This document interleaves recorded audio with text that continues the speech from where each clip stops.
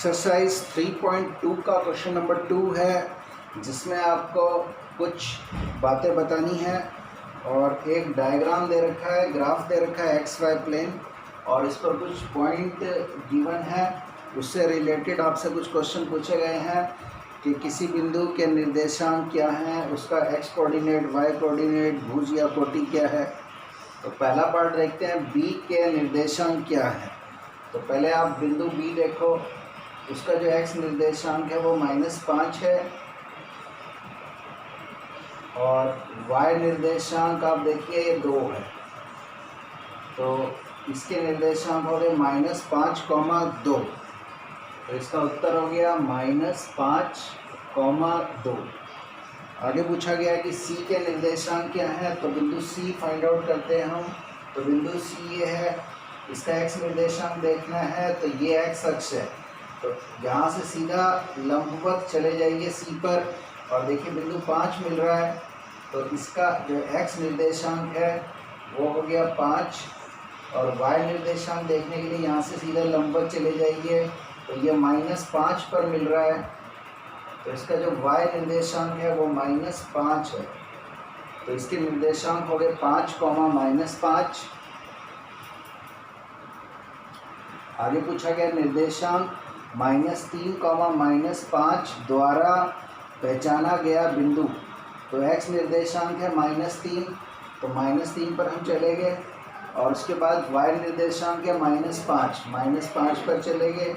अब एक लाइन तो यहाँ से सीधे खींचें -5 से एक्स अक्ष के समांतर, और एक -3 से खींचें, तो ये आपस में जाकर इस बिंदु पर मिल रही है ई पर। तो इसका एक्स निर्देशांक -3 है, वाई निर्देशांक -5 है। तो इस बिंदु ई के निर्देशांक -3, -5 हुए। तो -3, -5 से पहचाना गया बिंदु कौन सा हुआ? ई बिंदु। तो इसका उत्तर होगा ई। उसी तरीके से 2, -4 द्वारा पहचाना गया बिंदु। पहले एक्स निर्देशांक 2 है, तो ये 2 है, और वाई निर्देशांक -4 है, तो ये -4 है। तो एक लाइन अगर 2 से खींचें लंबवत और -4 से खींचें, तो ये आपस में बिंदु जी पर मिल रहे हैं। तो जी के निर्देशांक कौन कौन से हुए? एक्स निर्देशांक 2 और वाई निर्देशांक -4। तो हमारे पास कौन सा बिंदु आया? जी। तो 2, -4 से पहचाना गया बिंदु हुआ जी। तो इसका उत्तर हो जाएगा जी। डी का भुज, भुज मतलब एक्स निर्देशांक। तो बिंदु डी ये है, इसका एक्स निर्देशांक आप देख रहे हो 6 है। तो जो एक्स निर्देशांक है उसको हम भुज बोलते हैं। तो इसका भुज जो है वो 6 हुआ। उसी तरीके से बिंदु एच की कोटि। अब एच बिंदु आप ढूंढ रहे हो, एच ये बिंदु है, इसका एक्स निर्देशांक -5 है और वाई निर्देशांक -3 है।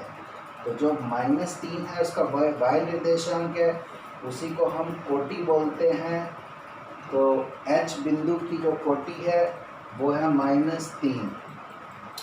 बिंदु एल के निर्देशांक, अब एल बिंदु ये है, ये वाई अक्ष पर है। जब भी बिंदु वाई अक्ष पर हो तो उसका एक्स निर्देशांक 0 होता है, और एल का वाई निर्देशांक वो नंबर है जो वाई अक्ष पर नज़र आ रहा है 5।